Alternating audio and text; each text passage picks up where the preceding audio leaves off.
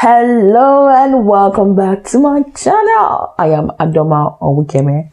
I'm a Nigerian based in ancient South Korea. So today I want to make a video about some similarities that I have noticed between the Nigerian culture and the Korean culture. Does that interest you? Does it? Stay tuned, don't go anywhere.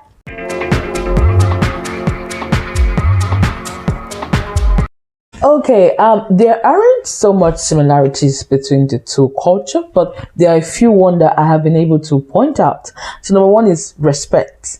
In Nigeria, we respect our elders so much that even if someone is older than you by 2 or 3 years, you tend to call the person auntie, uncle, right? And it's the same in Korea. So I remember an experience I had. So I went somewhere with this Korean woman. She speaks a bit of English, so she was introducing me to some Korean children. I think they were between 5 to 8 years of age, and so I introduced myself to them. And then she asked me, how do I want them to address me? Do I want them to call me by my name? I'm like, no. She's like, oh, she's a Hanguk Saram. Hanguk means a Korean person, The foreigners, they are used to saying either Yongguk or Miguk, mostly Miguk, the Americans. So Americans don't care. You call them, you see a young person, just call you Mary and Eunice, just calls your name, even though you are far older than them. And so she asked, do you want them to call you by name? I said, no, they shouldn't call me. And so she said, this is a Korean person, because as a Koreans, you don't call someone who you are older. You don't call someone who's older than you by name. There's something that it's their honorific terms to call. You call Opa or Ni. You call them. You don't just call them by name. And even in greetings, they are like ways you greet. Kamsamida, Komawayo. It depends if you're greeting an elderly person, you're greeting a younger person. There are words you say to an elderly person. There are words you don't say to an elderly person. That's kind of respect. I see it also. It's also present even in Nigeria, and the tribe that comes to mind more is the Yoruba tribe. Respect is one thing I see that is common between the two cultures. Another thing that I recently just found is there's a traditional game that is familiar, that is common. Oh my god, I've forgotten the Korean word. If I remember the Korean word, I'm going to put it in there. Sway is the word in Nigeria. You play sway where you throw stones and then you have to jump, pick the stones, and stuff like that. There's that game, that traditional game is also present in Korea. I got to find that recently and I was so surprised, like, wow, are you kidding? It's same, So sway is a similarity. Our traditional games, is one similarity between the Nigerian culture and the Korean culture. One is the presence of churches. Oh my god, I thought that Nigeria was the headquarters of churches.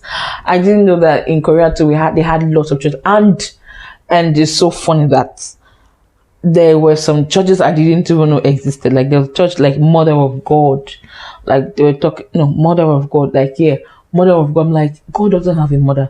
There's a church like that. So there are a lot of churches in Korea, and in almost every corner you will see churches, just like you see in Nigeria, although Nigeria has a higher percentage. But I was surprised to also see that Korea is also kind of a churchy. Even though there are a lot of churches, you don't find too many young people attending these churches. You find elderly people. Yeah, more elderly people attend churches. But in Nigeria, most everybody attends church. But here is just the elderly that attend church. But there are presence of churches, just like we have in Nigeria. This other one, it's not rampant in the whole of Nigeria. You find this in some part of Seoul, the driving system. You know how Nigeria, you also find this in all part of Nigeria. I think you find this predominantly maybe in Lagos. I don't know of other places, but other places I've lived in, I've not found this rough driving. I've been to Port Harcourt sometime, I've been to Abuja, I've been to Offa, I've been to Akwa Ibom. I've not really found this rough driving compared to Lagos, right? So in Lagos and in Seoul, there is this mad, crazy driving. And then Normally in Korea, you don't honk like what you call what in Nigeria you call horn, like beep beep. You don't really honk, but in Seoul, my God, beep beep beep beep. I'm like, what? Am I in Lagos? Am I? So so the driving could be very crazy in Seoul. That's one similarity I see between the two cultures. And another one I see is in Korea, they eat some people eat spicy, like they eat spicy food. I've tasted kimchi before. I'm like, wow, this is spicy. I used to think that they're spicy. That's more spicy. I've eaten some food that like, wow, this is spicy. So yeah, Korean also eats spicy like us. And so when we go out to buy food, I'm like, Igo meungo. I'm like, yeah, I will eat it. We eat spicy. Meungo, give it to me. Meungo means spicy. Give it to me, meungo. And when I go to buy pepper, I ask, Igo meungo and meungo. Like, oh yeah, it's meungo. Take it. So they eat spicy. So that's one similar. And like the Yoruba people, they eat spicy food a lot. Yeah. And even some other, I'm not Yoruba, I'm Igbo, but still I eat spicy. I love spicy. I mean, there's this thing heat of the food does, it makes the food like, it's easy to chew and swallow. I don't know. I just feel that way. Yeah. So spiciness of food is another similarity I see between the two cultures. Just watching. If you're still watching this video up until this time, don't forget to like this video and consider subscribing to my YouTube channel. 6, I'll say, is the parenting style. In some places in Nigeria, in some families, though it's not predominant, but in Nigeria, we get to see that parents, decide for their children where they study, where they will go to study, who they will marry, where they will work. Some people have it all laid out by their parents. You can also find same in Korea.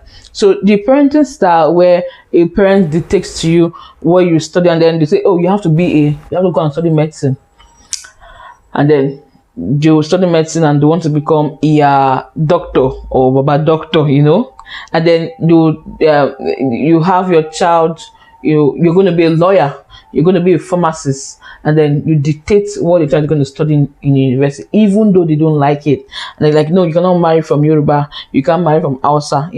That parenting style is also you can also find it a bit in Korea, where the parents like dictate for their children what to do, where to who to marry, where to work, and the rest of it. So you can find there's a bit of similarity in the parenting style. Both cultures are patriarchal. Yeah, in both society, women are basically like the ones at home to run the home. And I find that sometimes in Korea, when it also happens in Nigeria, when something goes wrong with the child does poorly academically, or the child misbehave, the blame is on the mother, whereas the blame is supposed to be on both parents, the father and the mother. They are the parents, right? So I find that both cultures are kind of patriarchal. Everything is left to the mother. If the child messes up, the mother is the one in trouble. And most times women stay home. They stay home and and take care of the house, take care of the family, do everything while the man goes to work. And yeah, so these are some of the similarities I have noticed between the two cultures. Do you live in Korea? What other similarities have you noticed? Or are you a K-drama fan? You may have seen, of course, you could pick up some of those things from K-drama, right? Have you noticed some other similarities? Yeah, so let me know in the comment section. Are there other videos you want me to make? Are there other videos you want me to talk about? Please also leave them in the comment section till I come your way next time. Keep living intentional. Bye for now.